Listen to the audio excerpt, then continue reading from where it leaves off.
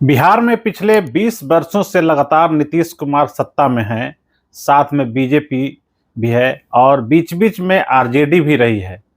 लेकिन सबसे दुर्भाग्य वाली बात यह है कि नीतीश कुमार के सत्ता में इतने दिनों तक रहने के बावजूद आज भी लोग आरजेडी के उस दौर को याद करते हैं, जिस दौर को जंगल राज की संज्ञा दी जाती थी। कहा यह जाता था कि सब कुछ बेलगाम था, अपराधी बेलगाम थे और सीएम हाउस जहां कहते हैं वहां अपराधियों का आना जाना होता था। अगर कहीं कोई घटना घटती थी तो कहा जाता था उस अपराधी को अक्सर सीएम हाउस में देखा जाता था। इस तरह के आरोप आज भी लग रहे हैं। हालांकि 15 साल बनाम 20 साल हो गया, फिर भी उस 15 साल की याद को तरोताजा करने के लिए मीडिया में भी बहुत सारे खबरें, विज्ञापन चलाए जा रहे हैं। लेकिन लगातार इस महीने की बात करिए, लगातार बिहार में कई जगहों पे घटनाएं घट रही है और विभत्स घटना घट रही है, लेकिन फिर भी सरकार के कानों में जूं नहीं रेंग रहा है। इतनी भयावह घटना राजधानी में होती है। कल ही एक मासूम, 2 मासूम को जिंदा जला दिया गया। उसकी मां सर्विस कर रही थी एम्स में और उसके पिता चुनाव आयोग में कर्मचारी हैं। और समझिए कि चुनाव का दौर है और चुनाव आयोग में जो सदस्य कर्मचारी चाहे जिस पद पे हों, उनके बेटे को, उनकी बेटी को जिंदा जला दिया जाता है। किस तरह की बिहार की स्थिति है, आप इसका अनुमान लगा सकते हैं। आज इसी टॉपिक पर बात करने के लिए हैं आरजेडी के नेता राघवेंद्र कुशवाहा जी। आपका स्वागत है सर। जी नमस्कार। क्या कहेंगे जिस तरीके की स्थिति बन रही है? जंगल राज को भूल नहीं रहे लोग। पहले वाले जंगल राज था वो ज्यादा भयावह था या फिर आज जो जंगल राज है वो भयावह है? क्या कहें? देखिए, पहले जंगल राज नहीं था, ये विरोधियों का दिया गया हुआ शब्द है। कुछ लोग बोलते हैं कि माननीय उच्च न्यायालय दिया गया शब्द है ये। तो माननीय उच्च न्यायालय ने, ठीक बात है, यह संज्ञा दी थी, लेकिन क्या इस समय माननीय उच्च न्यायालय क्यों मौन है जब राक्षस राज चल रहा है? अगर उस समय को जंगल राज ही लोग बोलते हैं, क्राइम को प्रोस्पेक्ट में रख करके, तो आज तो ये राक्षस राज है। आप याद करिए, आप वरिष्ठ पत्रकार हैं, आप उस समय भी पत्रकारिता करते थे, मुझको पूरा याद है, लालू जी के शासनकाल में भी और आज भी कर रहे हैं। तो 2005 से पहले जब बिहार भी झारखंड के साथ भी था, उस समय भी जितना क्राइम नहीं हो रहा था, उससे 3 गुना ज्यादा क्राइम आज हो रहा है। 2005 से पहले हम कहीं जाने की जरूरत नहीं है। बिहार सरकार के पुलिस विभाग का जो अपराधियों के द्वारा की गई तमाम तरह के जो वारदात हैं, जो घटनाएं हैं, उनकी एक सूची बाजाबता प्रत्येक साल बनाई जाती है। उसको डिटेल्ड स्टडी अगर करेंगे उस डेटा का, तो 2005 में जो संख्या थी उससे 2 गुना 3 गुना संख्या अभी हो गई है। तो फिर ये कैसे आप कह सकते हैं कि सुशासन है? आप ये कैसे कह सकते हैं कि अब जनता का शासन चल रहा है, संविधान का शासन चल रहा है? मुझको तो लगता है कि सरकार नाम की कोई चीज नहीं है। यहाँ केवल अपराधियों, दलालों और माफियों का राज रह गया है। मुख्यमंत्री का इकबाल एकदम खत्म हो चुका है।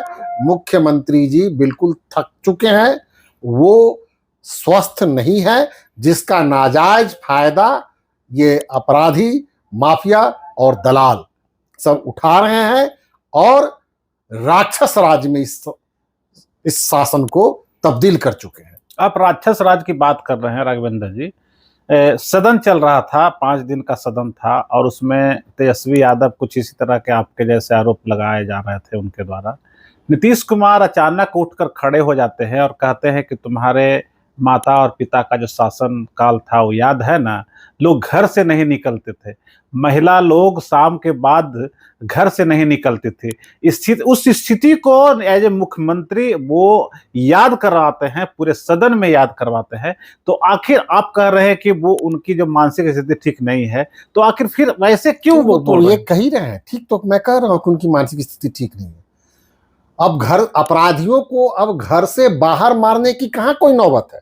अब तो अपराधी घर में घुस रहे हैं, घर में जाकर के हत्या हो रही है। आपने अभी याद दिलाया ना कि एम्स के कर्मचारी और चुनाव आयोग के कर्मचारी के घर में उनके 2 मासूम बच्चों को हत्या कर दी गई, जिंदा जला दिया गया।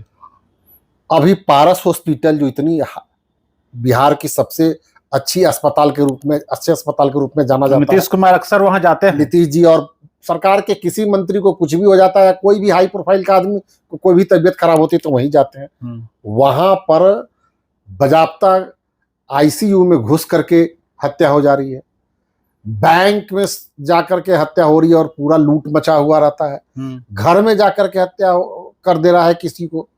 तो अब तो सड़क पर तो बहुत पुरानी बात हो गई, सड़क पर की हत्या करता कोई नोटिस नहीं ले रहा है। रोज सैकड़ों हत्याएं हो रही है पूरे बिहार में सड़क पर। गया में घटना हुई, सड़क पर तो रोज हो रही है, वहां पे घर में घुस कर बलात्कार हो रहा है, मासूम बच्चियों के साथ गलत हो रहा है। बताइए ना, माँ बाप के सामने में बलात्कार हो रहा है, पति के सामने में बलात्कार कर रहा है लोग, मर्डर हो जा रहा है पटना में, इर्द गिर्द में उसका उद्भेदन नहीं हो पा रहा। इससे बड़ा विभत्स रूप समाज का क्या हो सकता है? अच्छा ठीक है, आप कह रहे हैं, आरोप लगा रहे हैं, हम भी कहीं ना कहीं इत्तेफाक रखते हैं, क्योंकि हमें जो मीडिया हम देख भी रहे हैं और बातें सामने आती है, उसको कैसे हम लोग झुटला सकते हैं? हमारे दर्शक भी हमें हम पर उंगली उठा सकते हैं, इसलिए जो हकीकत जो दिख रहा है हम उसको मानते हैं। लेकिन नहीं लगता है कि चुनाव का दौर है, चुनाव का समय है राघवेंद्र जी, आप आरजेडी से हैं, जो प्रोटेस्ट करना चाहिए था विपक्ष के द्वारा, जिस तरीके से हमने देखा है, मुझे याद है कि इसी तरह की घटना अगर आपके शासनकाल में होती थी तो उस समय पूरा विपक्ष कभी बैलगाड़ी पे, कभी अलग अलग ढंग से सड़क पर उतरते थे और पूरा प्रोटेस्ट करते थे। मास लेवल पे, राष्ट्रीय स्तर पे इस तरह का माहौल बनाया गया था, माहौल बनाया जाता था कि बिहार की स्थिति बहुत ही भयावह है।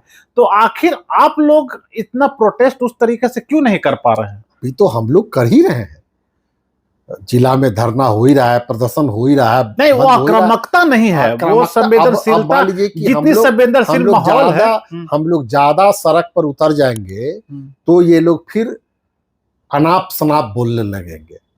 राष्ट्रीय जनता दल और इसके तमाम सहयोगी पार्टी के लोग अगर सड़क पर उतर जाते हैं, अभी हम लोग बंद कराए थे वोटर SIR के खिलाफ में, तो आपने देखा कई तरह के सरकारी पार्टियों के द्वारा आरोप प्रत्यारोप लगाए गए। सदन में हमारे नेता कुछ बोलते हैं तो सत्ता पक्ष के लोग की क्या प्रतिक्रिया होती है। बिहार सरकार के उप मुख्यमंत्री का जो बयान आता है, कितना शर्मसार करने वाला बयान है। तो इस कहीं चूक होती है, लेकिन इधर भाई वीरेंद्र का एक बयान पंचायत सचिव के साथ इस तरह का वीडियो वायरल हुआ, ऑडियो वायरल हुआ, इसमें देखिए, तो इस तरह से लगता है कि कहीं ना कहीं आप लोग घेरे में आ जाते हैं, इसी सब को आधार बना के वो लोग फिर अटैक कर देते हैं। अब इसमें प्रोटोकॉल की बात उन्होंने की है, जिस तरह से भाषा बोल रहा है एक अदना सा कर्मचारी, यह विशेषाधिकार का हनन नहीं है क्या? एक स्वाभाविक तौर पर भी कोई उम्रदराज व्यक्ति फोन करता है तो उसको नमस्ते करता है लोग, गुड मॉर्निंग गुड इवनिंग करता है कि नहीं करता है लोग? एक सामान्य शिष्टाचार है। और इसी शिष्टाचार की बात ना वो बता रहे हैं उसको, कर्मचारी को, कि तुम भाई वीरेंद्र को नहीं पहचान रहे हो। तो ऐसा तो नहीं है कि वो नहीं पहचान रहा होगा, लेकिन उसने एक्ट में वो तो कहीं उसको जाति सूचक गाली, आपने पूरा ऑडियो देखा होगा, कहीं उसमें कोई जाति सूचक गाली दी गई है? कोई गाली माँ बहन को दी गई? जूता से मारने वाली बात, जूता से मारने की बात उन्होंने कही है। ये बात कोई भी आदमी ये कह रहा है कि बोलिए आप टेढ़ी आइएगा तो हम भी टेढ़ी आएंगे, ये एक भाषा हो सकती है कर्मचारी की, माननीय से बात करते हुए? कि आप सीधा से बात करिएगा तो सीधा से बात करेंगे, टेढ़ा के बात करिएगा, टेढ़ियाइएगा, तब ना वो बोले हैं। तो कोई भी किसी भी आदमी को तो गुस्सा तो आता है, जो इस तरह से एक अदना सा छोटा सा कर्मचारी की जो भाषा इतनी रद्दी हो सकती है, ये कोई सोच सकता है? तो उसकी भाषा पर तो कोई नहीं बोल रहा है। तेज प्रताप यादव भी बोल दिए कि देखते हैं मेरे खिलाफ तो कार्रवाई लोग कर दिए, लेकिन भाई वीरेंद्र के खिलाफ कार्रवाई होती है कि नहीं, चैलेंज कर दिया। ठीक है, उनका कहना है, अपना वो बोले हैं, तेज प्रताप जी का अपना ठीक है, वो मांग किए हैं। लेकिन लगता है कि सब कुछ आप लोग मजबूती से सत्ता पक्ष का विरोध कर रहे हैं ये माहौल को लेकर। नहीं, हम लोग विरोध कर रहे हैं, फिर योजना भी बन रही है, चुनाव के मोड में पूरी पार्टी आ गई है, पूरा बिहार आ गया है, तो उधर भी तैयारी वारी चल रही है। लोगों को हर तरीके से चुनाव पर फोकस किया गया है। अभी वोटर रिवीजन वाला भी काम में हम लोग के सारे कार्यकर्ता लगे हुए हैं कि हमारे कोई मतदाता छूटे नहीं, इधर भी सब लोग व्यस्त हैं। तो ऐसी परिस्थिति, लेकिन एक चीज और हम कहेंगे कि जितना आप लोग का एजेंडा है घोषणा पत्र में, जिस तरीके के डिमांड जो आप लोग रख रहे थे, तेजस्वी यादव जो रख रहे थे, वो सारे एजेंडे को तो नीतीश कुमार हाईजैक कर चुके हैं। वही तो आपके पास एजेंडा विहीन आप लोग हो जाइएगा। एक भूस्कोल विद्यार्थी तेज विद्यार्थी का नकल करता है। आप इसको पॉजिटिव मानते हैं? एकदम वो गलत कर रहे हैं ना। अब नहीं, आप जो डिमांड कर रहे हैं, डिमांड पूरा कर रहे हैं, और ठीक बात है। हम लोग के पास एक से नहीं लगता है कि आपके वजह से लोगों को फायदा तो कम से कम हो रहा है। बिहार की जनता को तो फायदा हो रहा है। 125 यूनिट बिजली मिल रही है, जनता को 1500 रुपया लोगों को, गाँव को लोगों को मिल रहा है। अच्छा है, लेकिन हम लोग के पिटारे में पत्रकारों को 15,000 पेंशन की बात हो गई है। हमारे पिटारे में एक से एक और जन कल्याणकारी योजनाएं हैं। अब ओपन नहीं करिएगा आप? नहीं, ओपन करेंगे भी, हम तो अब करते ही नहीं। अब मतलब चुनाव का आचार संहिता लागू हो जाएगा, उसके बाद आप लोग घोषणा पत्र में डालिएगा। अब ओपन कर देते हैं तो इसका असर हो जाता है कि नीतीश जी तो पहले ही अनाउंस कर देते हैं। अच्छा है, तो जनता तो जान रही है ना कि किसकी योजना है। जनता तो जान जा रही है कि भाई तेजस्वी जी बोलते होना चाहिए कि आपकी डिमांड को नीतीश जी मान रहे हैं। जी जी, बिल्कुल बिल्कुल।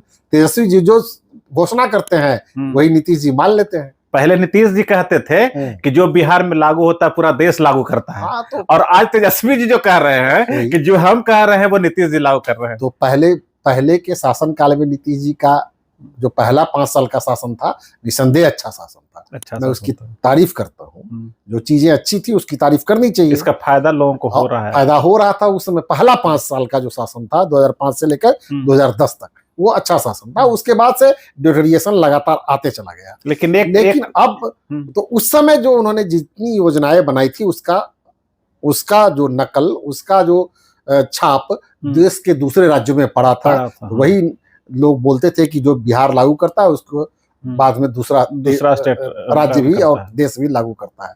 लेकिन अब स्थिति बदल गई है। अब जो तेजस्वी जी घोषणा कहते हैं, तेजस्वी जी जो बोलते हैं, वो नीतीश कुमार जी लागू करते हैं। तो इसका तो अर्थ ये है, इससे तो साफ स्पष्ट हो जा रहा है कि तेजस्वी जी बेहतर तरीके से जन कल्याणकारी योजना बना सकते हैं, गंभीरता से उसको लागू कर सकते हैं। यह तो स्पष्ट हो गया कि नीतीश जी का दिमाग अब पहले की तरह तीक्ष्ण नहीं रहा। उनके स्वास्थ्य पर उम्र का असर हो गया है। और ये नौजवान हमारे नेता, युवा नेता हैं, तो ये बिल्कुल जो योजना लागू कर रहे हैं इसका बेहतर इम्पैक्ट हो रहा है समाज में, और उसको लागू भी किया जा रहा है नीतीश जी के द्वारा। तब तो स्पष्ट हो गया है कि नीतीश जी से बेहतर विजन तेजस्वी जी का है। यही वजह है ना कि तेजस्वी जी के तमाम योजनाओं को वो लागू कर दे रहे हैं। एक बात और है, नीतीश जी के साथ तेजस्वी आते हैं, 17 महीने काम करते हैं, तो तेजस्वी का विजन सामने आ जाता है, नौकरियां गांधी मैदान में बंटने लगती है। बिल्कुल बिल्कुल बिल्कुल। अभी नीतीश जी के साथ बीजेपी है जी। तो बीजेपी तो ऐसा नहीं कि सारे एजेंडे पे काम कर रही है, नीतीश जी जो नहीं कर सके तो सारे एजेंडे को लागू कर दे। भला ही तेजस्वी जी आज उस मामले को लाए हैं सामने, हो सकता है बीजेपी का असर हो, लेकिन इसका मतलब नीतीश जी कहीं ना कहीं फेवर दिख रहे हैं। लेकिन क्रेडिट तो नीतीश जी को न जाएगा। नहीं, क्रेडिट तो आप ले रहे थे ना पहले कि तेजस्वी जी जब थे तो तेजस्वी जी किए, नीतीश जी नहीं किए। हाँ, तो तेजस्वी जी शासन काल में क्रेडिट बीजेपी को मिल सकता है। तो कहाँ बीजेपी को मिल रहा है? बीजेपी कहाँ करी कि मेरे कारण लागू हो रहा है? कोई बीजेपी का नेता बोला है कि मैंने ये एक चीज करवाया? नीतीश जी का करेंगे। उन लोगों के पास में कोई विजन ही नहीं। उनको हिंदू मुस्लिम करने से, मंदिर मस्जिद करने से फुर्सतें नहीं है। उनके पास दूसरा कोई एजेंडा नहीं है। हिंदू मुस्लिम मंदिर मस्जिद, यही 2 एजेंडा ही है उनके पास में, और कोई एजेंडा नहीं, और कोई एजेंडा ही नहीं है।